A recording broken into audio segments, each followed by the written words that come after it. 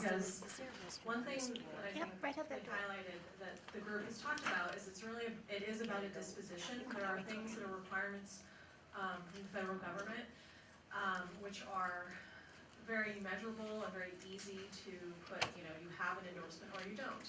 But the disposition is really what is sort of more important, and also getting people who don't see, teachers who enter this field because they have a civil rights obligation to serve students regardless of where they're at. That's really where we want to go with the equity plan, and I think that one of the things that the internal group is struggling with is what things can we measure, what things can we measure ourselves against, and where do we have data where we could get at some of the things that Pasco has demonstrated and talked through. I think another thing that I think is fascinating, and I'm glad that they were an example because I know Superintendent Hill very well, and she talks a lot about what they do to get the type of teachers they have, is that the intentional focus on both the attract portion, sort of partnering with the colleges to do the pipeline, the recruitment, retention, and developing of staff is huge and supported by research. And I expect that this is because of her leadership, not because of a state or federal mandate, and I also expect it's because of her use of local money, and it's not being supported by the state. And I think that's where our struggle is that this is an example, a fine example of what it takes, and it's because they had very intentional, smart leaders, and they leveraged local funds. And so what does it mean for us as a state to be able to do this and make sure that we can have more districts thinking about it as intentionally as Pasco is. So I'm going to shorten this a lot, and I'm going to skip through a couple of things, but I can't skip past this handsome man's face without talking about him. So quickly, before we go into the focus groups, the way that the equity plan new guidance is set up, in the past the equity plans were very low level as far as the expectations. And so in response, most of the states did relatively low level strategies. So the expectation was a little lower, and so the states met the expectation. The new expectation is much higher. And Secretary Duncan, this is just an excerpt from some of the things that have come out with press releases around the equity plan, but he's really trying to build out this concept of the opportunity gap, and that's different students receive a different access to a different type of education based on where they live, their race, their income, and really to think through, every student should have the same access rate to teachers who have both minimum qualifications and also these higher level sort of qualifications that we want. It's an access gap, and it really is opportunity gap. So that term, sometimes people don't understand, but that's where the equity plan guidance is going, is that we allocate and give different sort of access to opportunities, the teacher being the opportunity. We don't systemically give sort of equitable access. And if you have a levy that can support you being able to recruit different teachers, then that's fantastic, but maybe we should take some responsibility as a state to make sure that every child has this access. With that, just a brief timeline. So Julia went through this, but the initiative was first announced that initiative was coming in July, but we didn't actually receive the guidance till November, and we've been working really hard ever since. So the plan is due on June 1st.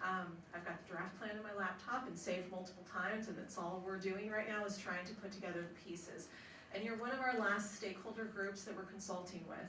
So we're going to go through an activity where you're going to actually see the equity gap data. You're going to be in small groups, and you're going to wrestle with it, see if you notice any patterns, and then really start discussing what are the root causes from your experience that you think are affecting the gaps you see, and then be able to put down for a moment or just a couple of strategies. You're not going to be able to do a fully baked strategy probably right now given time, but start thinking through things that are resonating that you want us to consider. One quick thing, we have to define excellent educator, which Julia went into, and they give us some discretion to define what we want to include in excellent educator. The department encouraged us to use evaluation data. but it's not a requirement.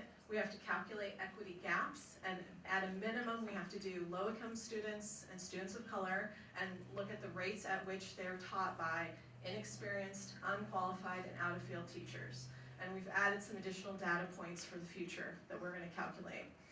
And then equitable access, so really looking at the disproportionality of the different student subgroups and their access to those types of characteristics of teachers. And then the department has also asked us to be more ambitious. We've included students with disabilities and English language learners, because those are two very specific populations we don't want to miss. And briefly, all of the portions of the equity plan are listed here. What we're going to do today is actually look through number 2, which is identifying the equity gaps and looking at some of the equity gap data, doing a root cause analysis where we brainstorm and talk through likely causes of identified equity gaps, and then writing down some strategies as far as what we think could potentially solve those gaps. And briefly, so with that, I think we're going to split into groups so we have enough time. One thing that you'll notice is that the Department of Education, there's a little symbol up there. That's the AIR, and the Center for Great Teachers and Leaders. They received funding to help support the states do their equity plans and to give us some background and some research to guide us through the process. None of the states received any additional funding. And so part of what we're struggling with right now is how do we leverage existing federal fund sources to support strategies that we identified. And honestly, a lot of our plan also is including things that are in the works in the legislature, so compensation reform, and some big asks of the legislature, which is something that the board might want to consider in the future when the plan is finalized. The group feels very strongly that we have a lack of systemic professional development for teachers, and that in the working conditions survey showed to be a pretty big factor for teachers. That we have a huge lack of mentoring and induction programs, state funded. We have the BEST program, which is a grant program, but we do not have a state mandated mentoring and induction program to keep teachers in their first 1 to 3 or 1 to 5 years. And then the other sort of big elephant in the room besides compensation is that we are hitting a supply bubble. So our boomers are retiring. We're not producing enough teachers. We're not producing enough of the right kind of teacher with the right endorsement. And we just simply do not have physical bodies to fill all the gaps that we're going to have very soon. So, so I went pretty fast, but we're back on schedule. So with that, we are going to divide you in groups. So listen to my directions very carefully, class, and don't start shuffling your